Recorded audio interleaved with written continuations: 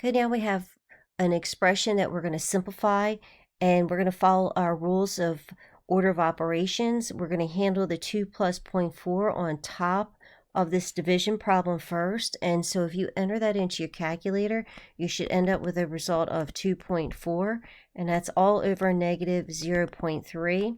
And remember, whenever we have a division problem and one sign is a positive, the other is a negative, we know our answer is going to be a negative answer. So I'm just going to write a negative, and then if you enter 2.4 divided by 0.3 into your calculator, you should end up with an answer of negative 8. The next expression that we're going to simplify, it looks like we got to follow our order of operations where we're going to handle subtracting inside the parentheses first, and once we get our values, since it's parenthesis beside by another parenthesis, that's really indicating that this is multiplication. But we have to handle inside our parentheses first. So if you enter 4.8 minus 2.2 into the calculator, you should end up with a result of 2.6. And if you enter 2.4 plus 0.4, you should end up with a value of 2.8. Now, we just want to multiply these two numbers. So if you enter 2.6 times 2.8 into the calculator, you should end up with an answer of 7.28 as your final answer. Okay, our next equation, and it's an equation because we have an equal sign here, we're going to make sure that we isolate the letter x. And since this 1.4 is attached by multiplication, if we just go ahead and divide the 1.4 out, then that means this will reduce down to 1. And we know that 1 times x is just x. And then what we do to one side, we must do to the other. So just 1.4, 1.4. And if I enter that into the calculator, and also pay attention to a negative, and that's positive. We know we're going to end up with a negative answer.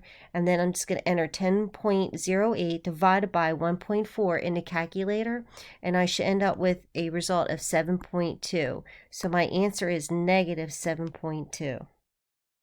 For the next equation I'm going to solve, we want to make sure that we get this x alone, but we have to do some work first. And the first thing we're going to do is we're going to distribute this by multiplying this out.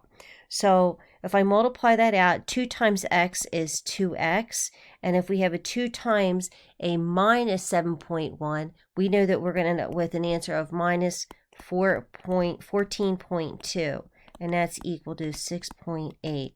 Okay, now this number here, we know this is attached by subtraction. So if I bring it over to this side, it's going to become the opposite. So I'm going to rewrite that as 2x equals 6.8. It's a minus on this side, so it's a positive on this side. Now I'm going to just enter that into my calculator. And if I do, I end up with a result of 21. And now this 2 is attached to the x by multiplication, so I'm going to use division, so that way it reduces down to a 1, and 1 times x is just x. And what we do to one side, we must do to the other, so x will equal 10.5, and that is your final answer. Okay, our last problem I want to show you. The goal is to isolate the x, but we have to do some work before we can do that. So my goal is I'm going to get anything that has an x on one side of the equation, anything with a number on the opposite side of the equation. So if I move this one over here, if it's a positive on this side, it's going to be a negative on the other side. So let me do that now. So if I have 9x minus 10x, now I'm going to take this 9 here and move it over. And if it's a negative there, it's going to be a positive on the other side. So let me first write my negative 10 first. And now I'm going to be moving that 9. And 9 becomes a plus 9. Now I think about my integer rules.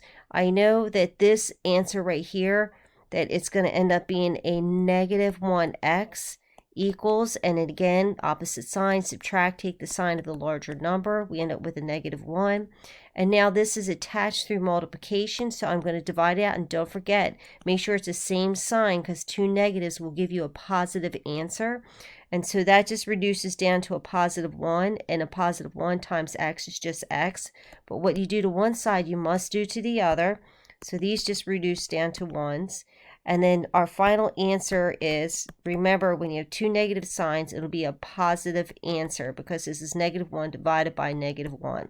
So my final answer is x equals 1.